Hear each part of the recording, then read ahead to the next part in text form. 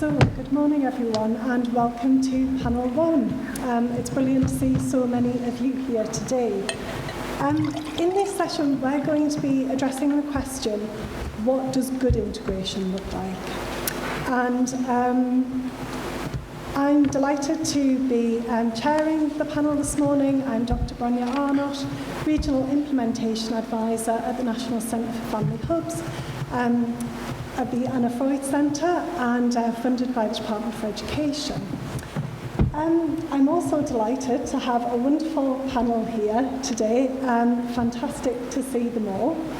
I'm going to ask them to introduce themselves in a moment, but I'd like to let you know that we've got Kirby Swales, our government sponsor. We have Natasha Manning, Elaine Fulton, Joanne Stewart and Joe Flanagan. So I'd like to ask our panel members to introduce themselves now. Shall we start with this end? Good morning, everyone. This isn't at all intimidating. My name's Natasha Manning. I'm from Wandsworth Council, and I manage a family's mental health service. Good morning, everyone. My name's Joe Flanagan. I'm a Senior Local Development Advisor at the What Works Centre for Early Intervention and Children's Social Care. Morning, I'm Elaine Fulton. I'm from the For Baby's Sake Trust, and I'm here doing a double act with Joanne, talking about For Baby's Sake, amongst other things. Good morning, everyone. I'm Joanne Stewart. I'm the Head of Service for Early Help and Support for Blackpool Council. Good morning, everyone. My name is Kirby Swales. I'm a civil servant in the policy profession from the Department for Levelling Up, and I lead the National Supporting Families Programme. Really pleased to be here. Thank you, everyone. So before we come to hear the reflections of our panel speakers, I just wanted to give some opening comments to the session. And when I was considering what does good integration look like, first of all, I thought, well, what is integration? And I know that lots of people have different ideas about integration, and you're going to hear some of those in our panel session and in the other sessions today. But to me, integration is a spectrum. We move from less integration through to more integration. But our question is, where on that continuum does good sit? What is good enough? What does good enough integration look like? And I also thought about why integration was important. And from my perspective, it's important because it matters to families.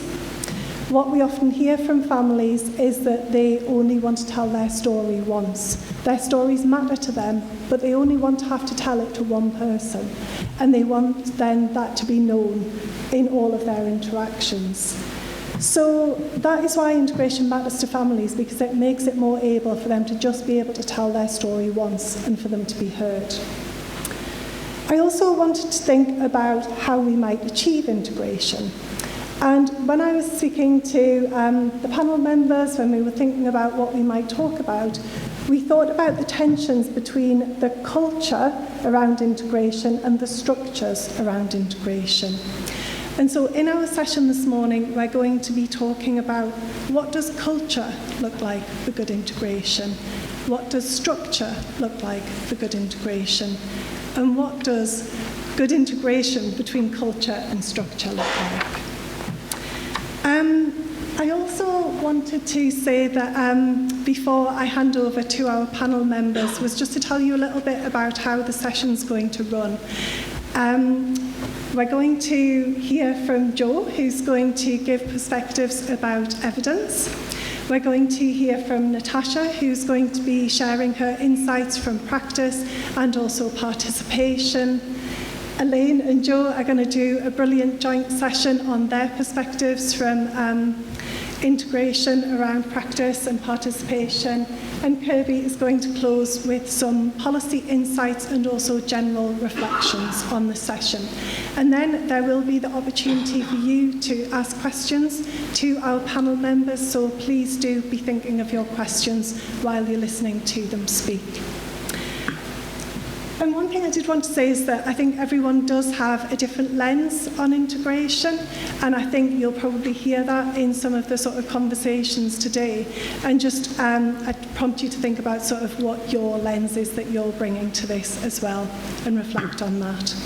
So I am going to hand over to Jo. Thank you. Have a clicker on the microphone. Thank you.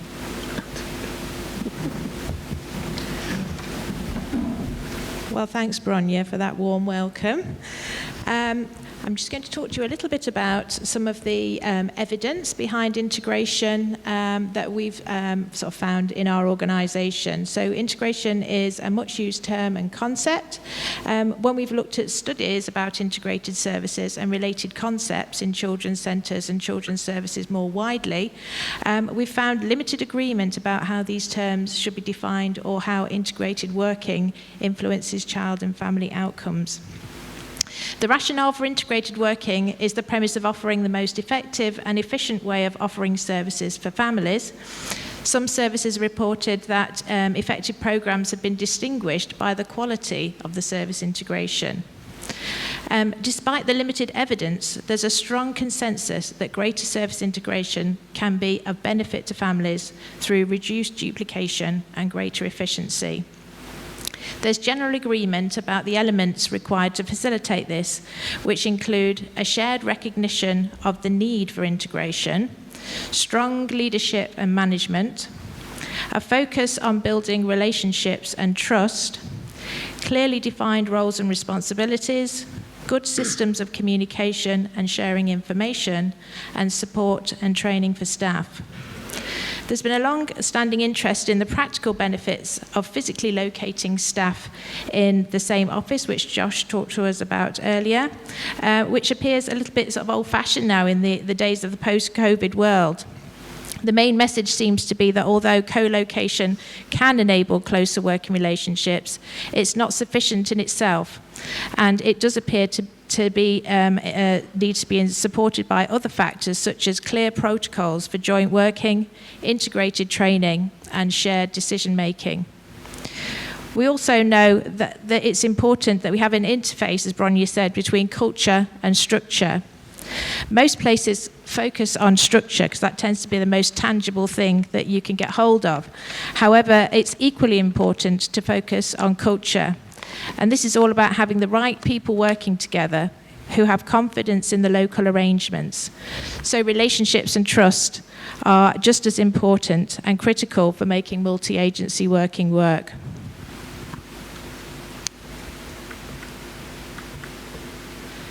So you can see there, we have a slide which shows our maternity and early years maturity matrix. And this is an example of how we've looked at structure in terms of how we can make integration work at a local level. So the key factors that support integrated working in the maternity and maturity matrix are the 4 dimensions and 10 elements that you can see on the slide there. There are statements which relate to 4 maturity levels for each element, and local stakeholders can use this tool as a self-assessment to rate themselves from basic progress through to mature. We've also produced another report called the 10 Insights Report, and this is a summarisation of a project that we did as EIF, as we were, a year ago, with 10 local authorities in England and Wales, supporting them to self-evaluate themselves using the maturity matrix. The report identified 10 key learning insights about integration. I'll just go through some of the insights rather than go through them all, but some of the ones that particularly related to integration are about strategy. So local areas seem to make most progress when they have a local strategy that's underpinned by a population needs assessment and a system assessment, which then feeds into local governance arrangements. That then leads on to a process for jointly agreeing action with the partnership and a plan for integration, implementation, and evaluation. Another factor that seems to be important is planning with the whole resource in mind. This is particularly pertinent for family hubs. So thinking about building a coherent picture across the footprint in order to be able to develop an integrated approach which has maximum impact. Alignment of resources is essential across the system, and this includes workforce planning to ensure that the system has the right skills in the right place at the right time. And then a final insight that I'll talk to you about is about making multi-agency working work. So what we know is that effective systems seem to be those where agencies work together in an integrated way. And this transcends individual service silos and looks at shared pathways of support, which are built on strong relationships and trust between partners. So have a look at that report. It's pretty useful, and there's some wonderful case studies in there from the 10 local authorities, so you can hear a little bit more about their stories and how they're on an improvement journey to make integrated working work. Thanks, Jo. Can I pass over to Natasha now? Hi everyone, like I said, I'm Natasha Manning, and who am I? I manage a mental health service, Tier 1, for families who have a child that is impacted by their parents' mental health diagnosis. I also do a bit of other work on the side that supports adults that might be struggling with their mental health. And we're a dynamic service, and we serve the borough of Wandsworth, as I've said. I think I'm here today to share, kind of like reiterate what Jo mentioned about the local authority's strategy, and what that realistically looks like for our service. Uniquely, we have merged mental health and children and families together, because the families that we support are some of the most vulnerable families in our community, and they can be some of the hard to reach families as well.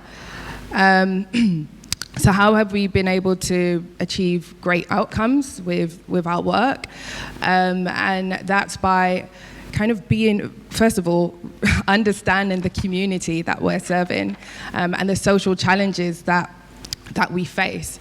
And by understanding that, how we've been able to deliver that, well, really understand what's happening, is by getting out there and attending events, going to different external services, and also just meeting families and really getting to the grips of what are any barriers or challenges to engagement, and also to really kind of engaging with meaningful interventions. We are realistic with those barriers. So as we work with, as we're cross-working across two sectors, mental health and children and families, we understand some of the barriers that perhaps health services are facing. So we do a lot to bring ourselves as professionals into those environments. We attend GP practice meetings and have a lot of conversations with the practice managers, as well as the GPs, and we attend as much local events as we possibly can, and we go to the hospitals and we try to attend community mental health team meetings. We work very closely with CAMS. We make sure we're out there in the community, and we have to be realistic with how we can achieve good communication, and sometimes that is, understanding and working around everybody's schedules, not necessarily the families, but also the professionals and their limitations. So effective communication has been the best way, really, for us to achieve really good outcomes, but also we make use of our data, and we vary where our source of data. So we make sure that we understand specifically what's happening with all the families, and what the data actually tells us, and then we try to understand the narrative behind that. And so we vary our data to more quantitative and qualitative sources. And then we use really, really effective outcome tools, and we evaluate whether that's even useful itself. And those outcome tools are our evidence. It's our way of evaluating whether our service is useful or not. And this is really key to also presenting to, we're funded by the ICB as an adult mental health service as well, providing Tier 1 support. So it's really useful in discussing the service KPIs, but also for us to, as a service, evaluate the effectiveness. Are we doing what we strategically plan to do? So I spoke a bit more about what that looks like on the ground, and Wandsworth has been able to work with some of the most, through our service, we've been able to work with some of the most marginalised families, very vulnerable, and we've delivered really, really good outcomes, where parents are able to understand not only how to manage their mental health better, but the impact this has on their children's well-being and development. And that takes time, and we're also talking about long-term work to make long-term changes. And I suppose the reason why this panel is so rich with, loads of resources and professionals with a different skill set, but I also wanted to share the reason why. And my reason is because I was raised by a parent who struggled with her mental health. She struggled with depression and went right down to schizophrenia. I was exposed to a lot of psychotic episodes, which includes running naked on the street. It include self-harming. It include being placed in danger. And as a young child, being supported by the systems. This is over 25 years ago, by the way, so we have made some change, but being supported by the system that was supporting families with their mental health, and children and families, there was significant failings. There was a lack of integrated working amongst health, amongst children and families, amongst all professionals, education, who really holds children in mind. And that's really what I'm here to share today, because as we know, adverse childhood experiences has long-lasting effects. It impacts self-esteem, aspiration, mental and physical health. The list is lengthy. So what happens to those children that you're supporting? What's happening with their long-term achievements? Do they end up becoming service users to the services that we're working with? As me and my siblings navigated the system that we were raised in, we were pretty much ignored. Our parents couldn't meet our basic needs and acknowledge our needs. The professionals around us thought somebody else was doing that. And that reiterated a narrative that I fight so strongly against. Who is considering children's lived experience here? And this doesn't just sit with the teachers or with social workers. This also sits with everybody who is supporting a family where the parents have recognized vulnerabilities and need support. So one of my lifelong passions and my career aspirations is to really push this narrative and to help everybody, every practitioner, remember that the responsibility lies with them. As a child, mental health is very complex, and it's very difficult to even begin to explain how could you distinguish psychosis from imagination to a child. How could you begin? Who has that conversation? Where does what language is appropriate? And where does that start? Does that start right where you can early intervene? Or does that start after the child has been exposed to quite some adverse experiences? So personally, I've built a career around making sure, around sharing the lived experiences of vulnerable children. And not everybody can have those experiences and feel that they have the resilience to build a career and the resilience to build healthy relationships, and aspire to want to achieve anything other than just being okay. But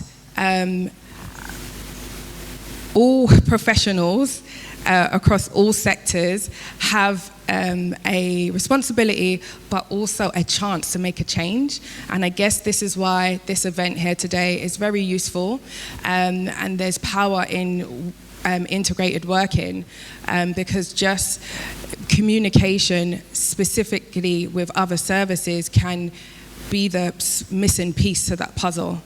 And where children's voices aren't necessarily being represented when we're supporting the families, we need to make sure that they are included in the conversations.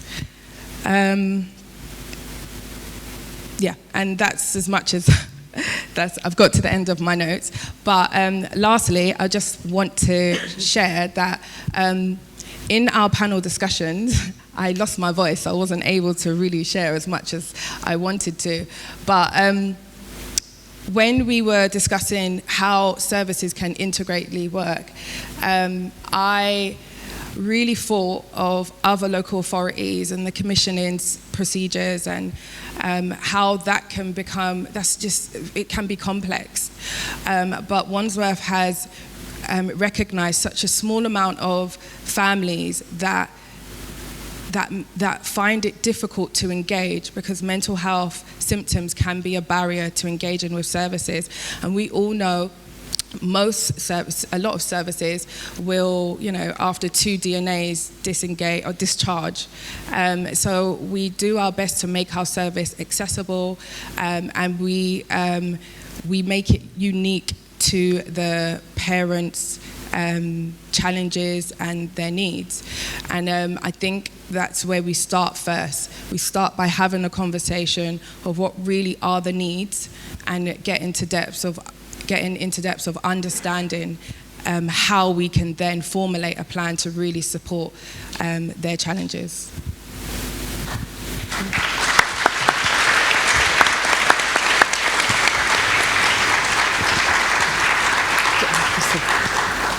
Thank you, Natasha. It's really important, I think, to hear that lived experience as well as the very practice-based side as well. So thank you. I think the audience really appreciated it. I'm going to hand over to Elaine and Joanne now. You're in charge of the other microphone and the clicker. My goodness, I shouldn't be in charge of any technology. Hopefully you can hear me. I'm Elaine Fulton. I'm Director of Strategic Partnerships for the For Baby's Sake Trust, and I'm going to hand over in a few minutes to Joanne. We're hoping to demonstrate between the two of us how practice emerges from integration in principle and in policy, in structures, and turns into reality, and in particular, in reality for better outcomes for babies, children, young people, and families, and communities more broadly. So I have a summary slide, which I think is up there. I have lots of slides that I may click through. I'm attempting not to talk to the slides, otherwise I would go way over time. But I just thought it'd be worth explaining what the For Baby's Sake Trust is. We were established in 2008 as a philanthropic foundation, originally using our own resources to convene, to coordinate, to collaborate, and to really focus on transforming systems, and most importantly, transforming outcomes and the life chances of all children and families, but also in particular the most vulnerable. And it was brilliant. Natasha mentioned the word passion, which I was going to say is one of my first things. We are passionate about this, as many, if not all of us in the room are. That's the focus. All of the technical discussions about structures, policies, it means nothing if we don't transform it into reality and a change in the outcomes for the people that we're seeking to support. So as it says up here, I think, I'm not going to keep turning around, what we're looking to do very much is to disrupt the cycles of disadvantage and poor outcomes across generations, and are particularly focused on those children and families affected by domestic abuse, but on a huge range of adversities. How we do that is we position ourselves, usually by invitation, but sometimes we elbow our ways in the centre of systems, and we're really looking to collaborate across traditional boundaries, across the thresholds that we've heard about already today, actually really focusing on the baby, the child, the young person, and the family within that system, and to support and to deliver collaboration in different ways. First of all, let's see, I can't resist looking to see if it's up there. First of all, through developing our own programme, very much fits with what Claudia said earlier. For Baby's Sake is a whole family, relational, trauma-informed, attachment-based programme. We have safeguarding at the heart of everything we do, and throughout everything, and this is going to sound very repetitive now, coordination and collaboration, co-location, including in Church Street Children's Centre mentioned earlier, but also full integration within systems and services and pathways. Joanne's going to talk about the Blackpool for Baby's Sake team. I will flag that it won the Safeguarding Award at the Children and Young People Now Awards in November. And I think that demonstrates that the team are based within the family support services, within children's services, and they operate across boundaries and across thresholds, really focusing on what makes a difference for that baby and for that family. And Joanne will say a bit more about that impact and the case studies there. We're also, our team in London, we're rolling out from our initial sites in Westminster and Kensington and Chelsea. We're now in Haringey, and focusing and positioning ourselves within family hubs as an opportunity to influence and deliver within that system. We're not only interested in direct impact, but also the wider impact, sharing our learning, and not just through evaluation, which we have done, which demonstrated that we are the first to be operating in this way, but also in finding new ways to capture what it takes to make the difference that we're seeking. And that means that evidence generation, evaluation and research, we're influencing that, we hope, to be a bit more flexible and more focused on those we're working with, so that there are different methodologies to generate the evidence we all need, as Josh McAllister said earlier, to find what we're doing and how we're supporting people. We've developed resources and training that we're rolling out, so it's all about the learning that we've generated and using it much more broadly within systems and within areas across the whole workforce, and not just the children's workforce, but all of those who might come across children, babies and families who might benefit from a different approach. And also having the practitioners in an area, they model a different way of working, relational, attachment-focused and trauma-informed. And hopefully Joanne will reflect that. Where have I got to? We're also working across the system, and I did want to get to this slide because we're working with a huge range of partners, including across government departments, some of the people here today who've been involved in this, towards a common outcomes approach and a framework for all children and families. This is the latest iteration of the work, which takes account of the Children's Commissioner's Office report and their outcomes annex. And again, the whole point, this could appear very technical, as a lot of the talk around integration can do, talking about structures and systems. But actually at the heart of this work is how do we make a greater impact? How do we use our resources more effectively? How do we understand the change we're trying to make? Does it relate to what matters to children, families and communities themselves? So it's moving beyond the technical to what is rooted in what really matters, and then doing it from the bottom up as well as from the top down. And we are working with local areas. I've put up here the example of the Essex work that we're doing, where we are looking across policy, across funding streams, across different departments, different organisations, to map out and use this framework as a way to really test out, are we focusing on what matters? Does the success we're seeking thinking relate to what children, families and communities want to see. And very much linking to what was said earlier, I'm leading the work in Essex with their Director of Public Health, using the data, but also bringing in the voice of communities focused on family hubs and what they know in Essex from family hubs development. So, we're in the middle of it. Who knows where we'll get to, but we want to share that experience because it's an opportunity to do things differently. And also working at a national strategic policy level.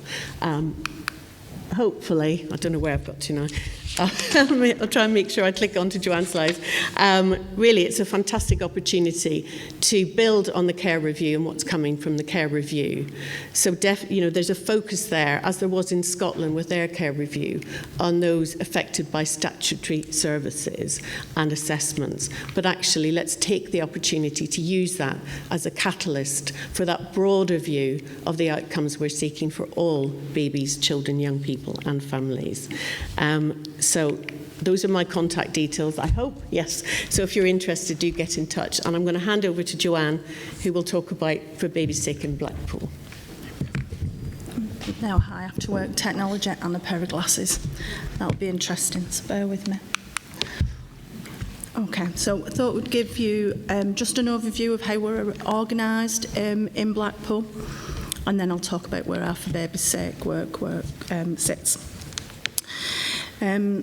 So in 2021, at the end of 2021, we launched our new early help strategy as part of our improvement journey in Blackpool. We were an inadequate local authority. We're not any longer. We need to mark that, not celebrate it, but we do want to talk about that. And that early help strategy was the next iteration of that improvement journey, and really was about us strengthening our early help system as part of our long-term plan about how we work with families in Blackpool. Strapline for the strategy, nothing that people won't have heard before, was about the right help at the right time, in the right place, by the right people. So the key elements in the work we wanted to do as part of that strategy was about supporting our partnership to undertake more early help work, so that coordinated early help work through an early help assessment, because quite often partners are the better people to hold that work rather than the local authority. But we wanted to work with partners and offer advice, guidance and support so that the right people, so families that are families already knew. We also wanted to improve the quality of and impact of our own work, and we had a whole plan around how we improve how we do our own business, how we assess, how we plan with families, how we talk to families about what their needs are. But more significantly was the right place approach. So as part of our key strategy, we also talked about developing our family hubs, but also taking a locality approach to how we deploy our services so that they were delivered in the heart of our communities, so the right places that families were familiar with and felt comfortable with, building on our Children's Centre previous offer. So to do that, we deployed our resource differently. So traditionally we'd had a formal family support team that was located in one family hub, but was just sat there. It was a place to be, not an integrated system. As part of our development, we reorganised the whole of our family support team and deployed them to sit in each family hub, and started to develop a one-team approach across family hub development and family support. Encouraging managers to work together in the first instance, so you started to develop some shared management responsibility. So it wasn't the family hub manager's job just to look after the building, it was any manager's job to look after the building. And family hub managers supported staff who were working out of hours and needed additional safeguarding support, so it started to become one team. So that's just how we deployed our resources across each locality. So for Baby's Sake team, we have a small team. It is a small team. It's traditionally always sat as part of our early help formal family support offer. They are now based in one of our hubs. They're a small team, so we base them together, but they do work across the whole town. And actually, it's one team that are very transient, and they do move across, and you do see them in our family hubs. They make a lot of use of that space in terms of community cafes, places to play, places to depressurise situations at home. So very much integrated as part of our thinking. Placing the family for baby's sake team in our formal family support service in early help there's been some real added benefits for that. So some degrees of separation from decision makers. So where we might be having to make difficult decisions, it means that the Fab for Baby's Sake team can continue to build and work with those parents in a slightly different way. It also has meant that they are continue to be connected to their community. So that idea of progressive universalism, making sure that they're still grounded in the community that they live in, that they still access those universal services, but they just need some extra support. But also in terms of as that support moves away and they no longer need that level of support, that they know what those services are in communities to support them. The manager of our For Baby's Sake team manages like all our managers do. That person undertakes quality assurance programs like we all do, writes on the same recording system that the rest of the team do, and offers support like any other manager does. There's been some real benefits of having the team based alongside other family support practitioners.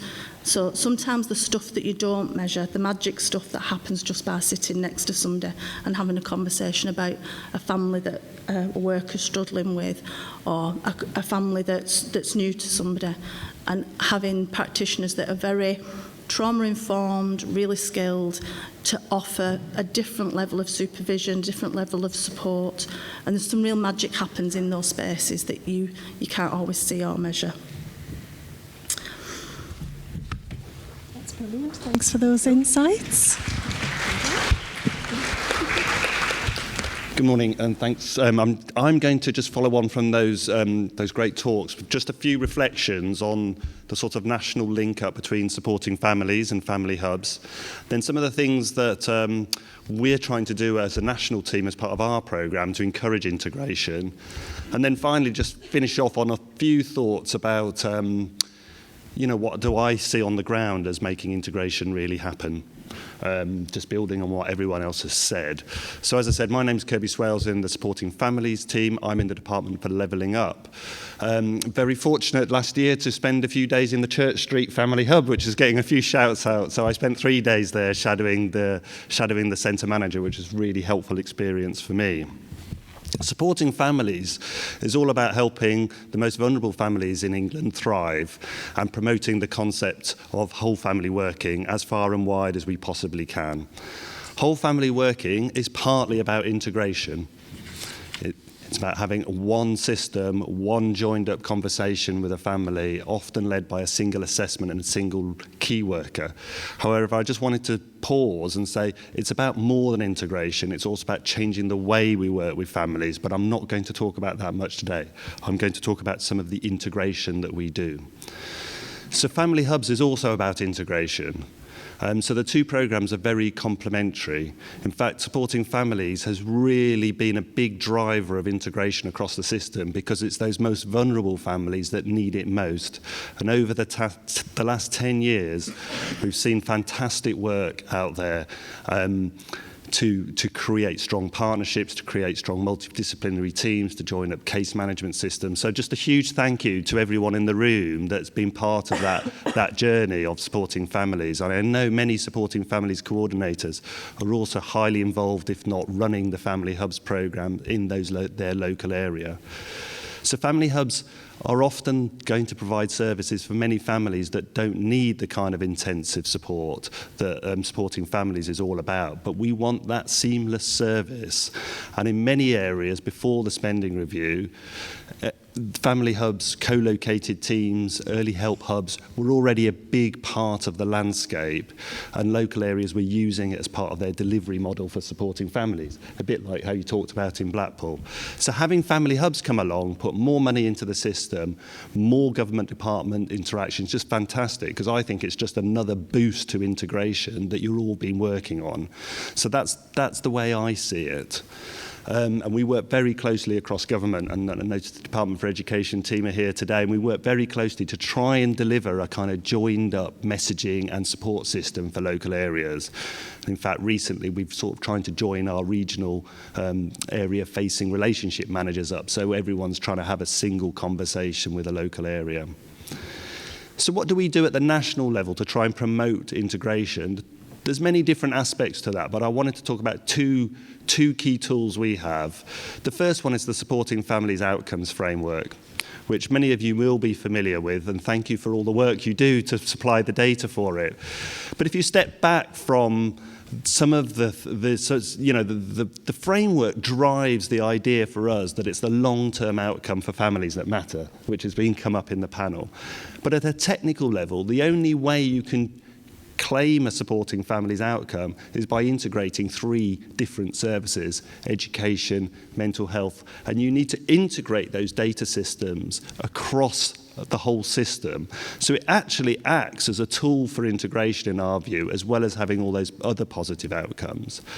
The second key national tool, if you're not aware, is the Early Help System Guide. It used to be called the Service Transformation Maturity Model. And what this tries to do is incentivise all the partners in a local area, often led by the local authority, to discuss how they're working together to deliver the best possible service for families, and how all the different workforces involved in families' life are, have a clear role in that. And we use the term lead practitioner. Anybody in the system can be a lead practitioner, but we want that to be part of a coordinated system. And the Early Help System Guide really drives that. And we have different kind of scales of workforces that are really going to be actively acting as key workers, whereas others will be doing it occasionally. We've really tried to think about how all the different teams and services come together. So if you're not aware of the Early Help System Guide, this is my opportunity to give it a big plug. A thank you to everybody who's going to be doing the next round of Early Help System Guide self-assessments. Get involved if you can, because we do feel it's a really excellent tool for bringing everyone together. So now I'm just going to finish on a couple of reflections of what makes good integration happen locally. We published a report last year, or was it 2021, on effective practice in delivering the Supporting Families programme, and there's a section in there on area coordination. And the one thing I really wanted to pull out, I'm conscious of time, and it touches on what Josh said, is what's the family coordination method that you're deploying? So family hubs are often about locality integration, and so is part of the Early Help System Guide. But what's in the sort of jargon, your case coordination method? So this is often called the team around the family, but it's not universally called team around the family. It could be called team around the child, multidisciplinary team, early help assessment panels. They've got different names, but I think fundamentally they're the case coordination process that you've agreed locally for how a family gets an integrated service. And there's lots of operational decisions, I suppose, to make. But it's really key that there is a way of actually making that integration happen. And we see some excellent practice. And we've got blogs on our website about it. But it's really a key tool for me. The second one I draw out is the shared practice model. That, in many areas, has been the real turnkey intervention, that the whole workforce has gone through a common training programme, they've got a single language, common currency, they've got an agreed way of working, and it's often been a cultural shift as well as a kind of learning and development exercise. And then that brings everyone together to have a single method of working with families and very local identity to it. So that's a really important tool. And then on a more operational level, data and technology is really important. The Supporting Families programme funded a lot of data work, partly on the outcomes framework, but single case management system. If there isn't a single case management system, there's a lot of areas evolving into what they call partner access to the single case management system, that anybody in a school, in a health visiting team, in a family sport team, in a social care team, they can all use the same case management system. So I hope that makes some sense. It's really, though there's many other things that you need to get right, and I know it's hard work, but those are three kind of tools I really see being effective on the ground. So that's the team around the family system, or whatever the local equivalent is. It's the shared practice model and the common and the workforce training to really embed that, and it's data and technology. And then at a national level, you know, we are trying to help you integrate, and we're working very closely with the Early Family Hubs team, use the outcomes framework, use the Early Help System Guide, as my message is, to really kind of help bring your system together and integrate it. And I'll stop there. Thank you so much. I think we have about 10 minutes left for questions. So hopefully you've all had your thinking caps on. I can see a hand up already. Jackie McCormick from Northumberland. I'm really interested from the panel in how they view the importance of language and rhetoric in integration.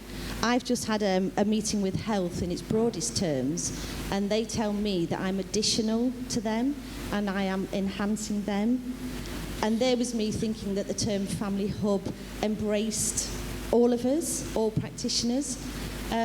So I'm kind of interested in that and how we move from those entrenched terms. And again, I think Natasha touched on this in terms of families, that we are starting to think about moving away from registration form to membership form, and also away from request for targeted service to request for support. And I think there's a lot of work to be done on the basics of language, and what do we all mean, and how do we get a shared language before we can start integrating.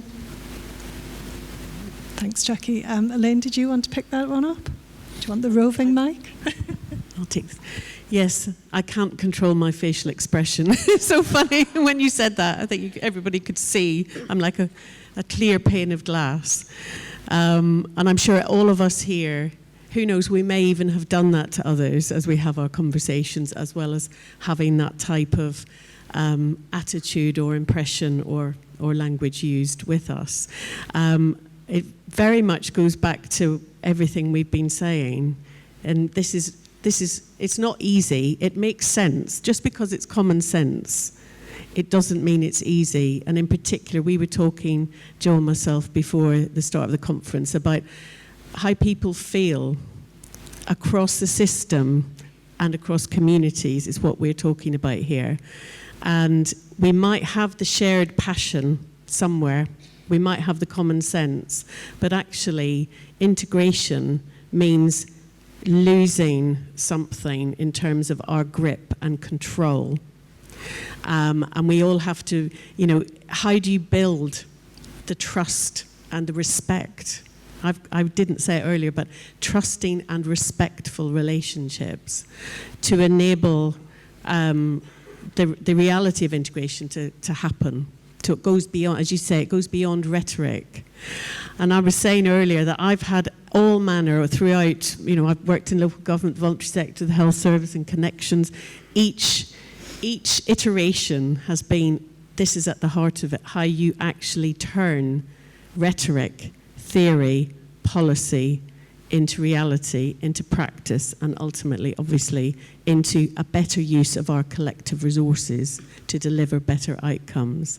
And I've gone different lengths along that track and dealt with different attitudes in that way, where actually people are saying the right things sometimes, but inside we haven't found a way to share risk as well as resources. And most importantly, and probably most difficulty, interesting, Kirby, about the outcomes framework, how to share the outcomes that we achieve collectively, rather than sharing the money and the risk, which is hard enough, And then when it comes to it, that's my outcome to achieve, to tick my funding stream or this policy or that.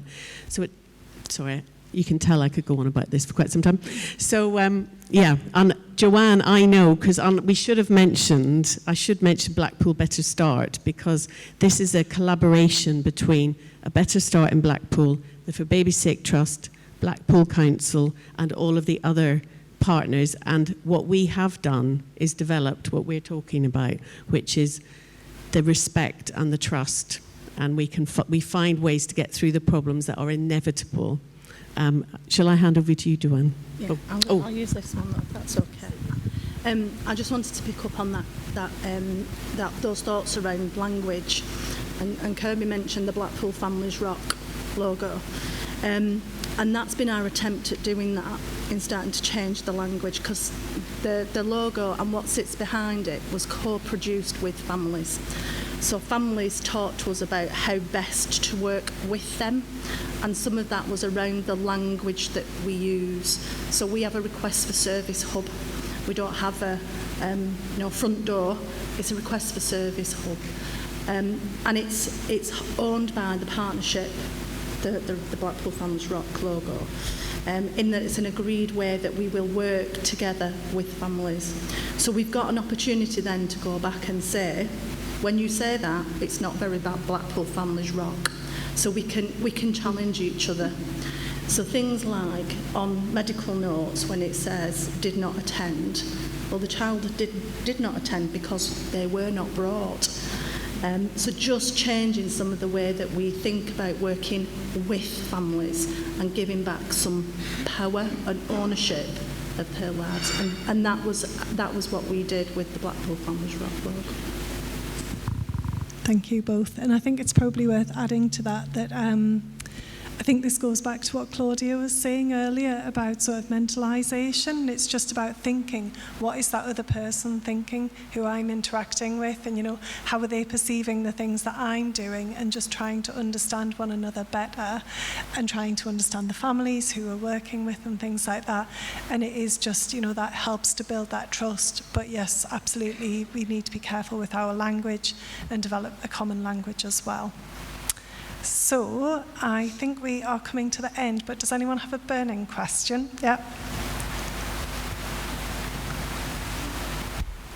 Thank you so much for the talks. They were all really interesting.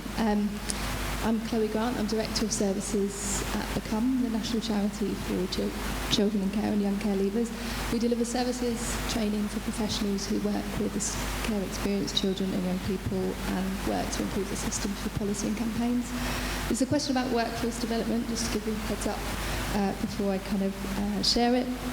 It strikes me from these conversations that a prerequisite almost to the integration efforts that you've all made is kind of knowledge and understanding at the practitioner level.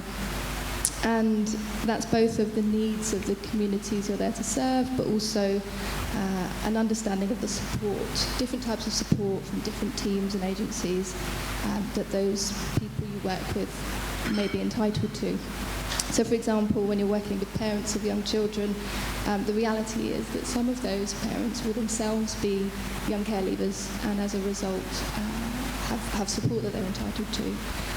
So it's a big ask, in a sense, of practitioners to have enough understanding to integrate across those different levels of support needs and entitlements. So the question is, what role has workforce development and training played in your integration efforts, and to what extent has the voluntary and community sector played a part in that? Who feels best able to address that question? Do you want to? Our team are very dynamic, and every staff member has their skill sets. And just as we kind of covered communication, language before, what is obvious is in various sectors there's more of a common or universal language. So how do we, work holistically and understand? And I also think that communication can be a barrier for families because they are if they are in need of services, they are vulnerable. And just being able to understand what they're going through and the help they need is very important. But it's also important for our staff to have the confidence to be able to provide a realistic and achievable plan that can support families. And I think that in services, sometimes the staff turnover can impact service deliveries. I think it's good to regularly do a skills need audit and be realistic with some of the social challenges. Who would have known 3 years ago, 4 years, 3 years ago, we would be facing a pandemic and supporting families with their anxieties around that. So I think it's important, and obviously now this cost of living crisis, it's really important to understand what services and information are available in the community and on a national level, and utilize those resources, but also encourage staff to be realistic and honest with where their skill sets lies, and invest in training opportunities, and look at where you can resource useful training opportunities that is really effective. So something that we commonly ask whenever we go to events or any sort of communal information sharing events across all sectors is, what training have you recently participated in? Would you recommend?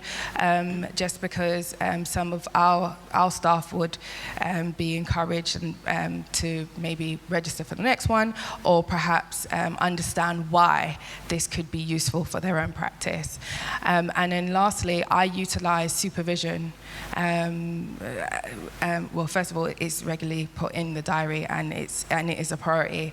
But two, we utilize supervision to understand every individual staff's challenges as a professional, and maybe even personal, and also put a support plan that is realistic and available to them to increase their skill sets or their knowledge or their qualifications to overcome whatever challenges they're facing. I was just going to add very quickly that workforce development is absolutely central to all of this. Without that, as you say, without it being built in from the start of the planning, because we're asking a lot of people.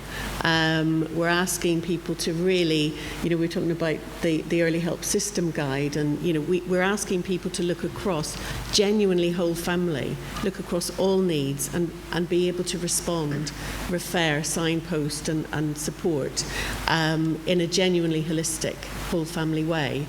And also it goes beyond the odd bit of training. I mean, you all know this, but obviously there's a huge amount of training. I see Sharon sitting there from Hertfordshire. Huge amount of training went in Hertfordshire around adverse childhood experiences across the whole workforce. Then what we were hearing collectively was, yeah, that's great, we know a bit. We actually feel less sure now. We know a wee bit, but we don't know what to do with it. How can we apply and build on that understanding and learning? And so that developed into what the Trust did with our partners in Hertfordshire, the Trauma Insight Resources. So it's, what do you do with that? Likewise, the parental relationship spectrum guidance that we developed. Again, because people were saying to us, we're not clear about the difference between domestic abuse and parental conflict. And we can't distinguish, so we're not going to open those conversations across the frontline workforce.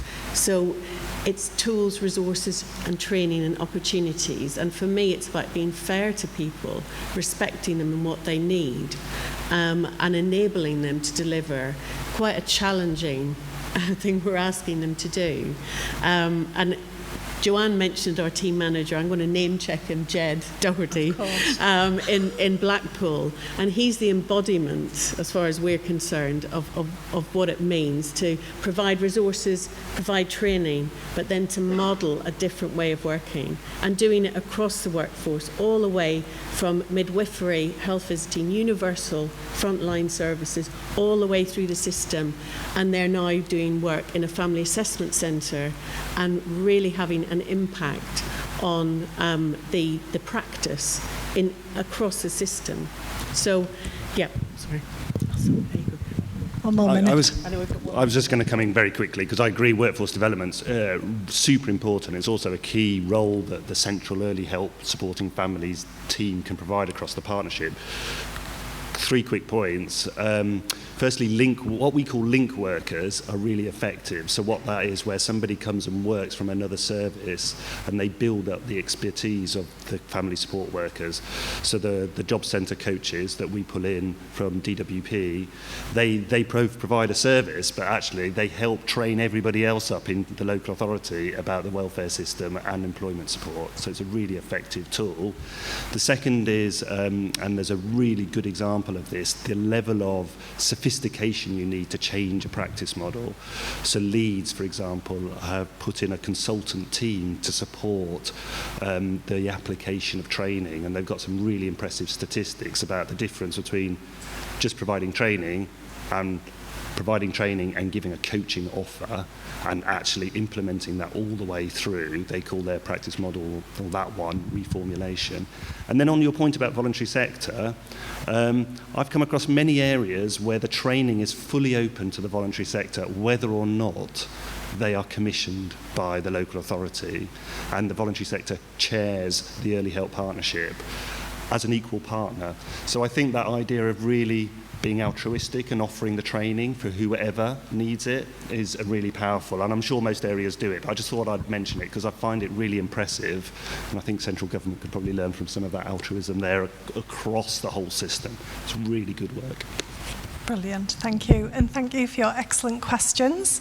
I'd really like to say a big, huge thanks to our panel members as well. Thank you for sharing all of your insights. Thank you, everyone.